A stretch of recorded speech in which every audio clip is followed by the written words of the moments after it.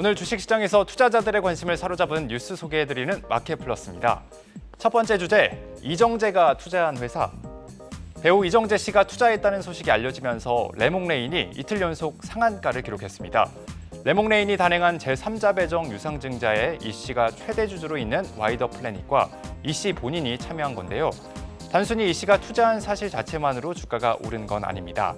이 씨와 연루된 주식이 4월 총선을 앞두고 정치 테마주로 엮이고 있기 때문입니다.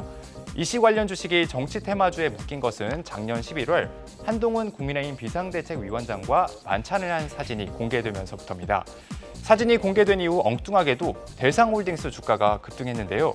임세령 대상홀딩스 부회장이 이 씨와 연인 사이이기 때문입니다. 레몽레인 역시 이 씨 관련 주식이기 때문에 성장성이 부각돼 주가가 오르기보다 단순히 테마성으로 오른 것으로 보입니다.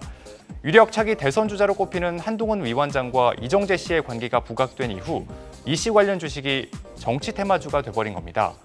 다만 이런 정치 테마주는 언제든 급락 가능성이 꼬리표처럼 따라다니기 때문에 한 방에 모든 걸 베팅하는 자세를 지양해야 하는 건 오늘만의 일이 아닙니다. 다음 주제 보시겠습니다. 불 뿜는 현대일렉트릭. 요즘 주식시장에서 가장 핫한 종목 아닐까 싶은데요. HD 현대일렉트릭이 주가가 불을 뿜고 있습니다. 오늘도 10% 넘게 오르면서 신고가를 새로 썼었는데 석 달 만에 2배 가까이 상승했습니다. 탄탄한 실적과 수주에 더해서 MSCI 한국지수 편입 가능성이 높아지면서 투자자들이 몰리고 있는 겁니다.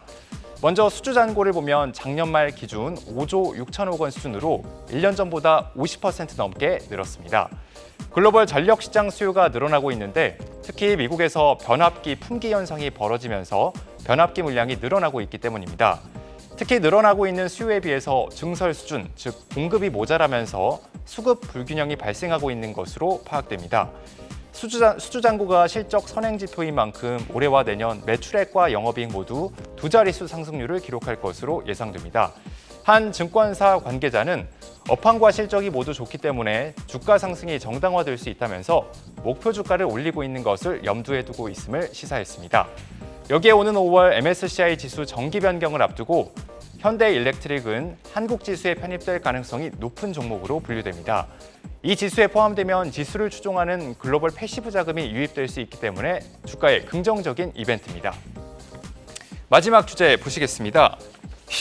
안도한 금융주. 은행과 증권 등 금융주 주가가 오늘 급등했는데요. 제주은행 주가가 20% 넘게 올랐고 KB금융, NH투자증권, 키움증권 등도 강세를 나타냈습니다. 홍콩 H지수 ELS 투자자들에게 손실배상을 하더라도 주주 환원에 미치는 영향이 크지 않을 것이란 전망에 더해서 기업 밸류업 프로그램 기대감이 다시 유입됐기 때문으로 보입니다. 이번 ELS 손실배상 규모가 가장 클 것으로 예상되는 곳은 KB국민은행인데요. 홍콩 ELS 판매 규모가 8조 원으로 판매사 중 가장 많기 때문입니다.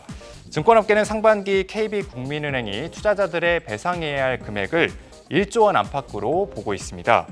다만 KB금융지주가 작년부터 대손 충당금을 꾸준히 적립해온 만큼 ELS 손실배상액 상당 부분을 충당금으로 상쇄할 것으로 예상하고 있습니다. KB금융지주는 작년에만 3조 원 넘는 충당금을 적립했습니다. 미리 손실배상을 예상해서 충당금을 선제적으로 쌓았기 때문에 올해 순이익에 미치는 영향이 크지 않고 결과적으로 배당과 자사주 매입 소각 규모가 줄어들거나 하는 악영향이 없을 것으로 예상한 겁니다. 증권사들의 경우 은행과 달리 ELS 판매 규모가 훨씬 적어서 배상 부담이 크지 않을 것으로 시장은 보고 있습니다. 여기에 기업 밸류업 프로그램에 발맞춰서 NH투자증권과 미래에셋증권 등이 주주 환원을 강화하는 점도 투자자들이 눈여겨본 것으로 해석됩니다. 지금까지 마켓플러스였습니다.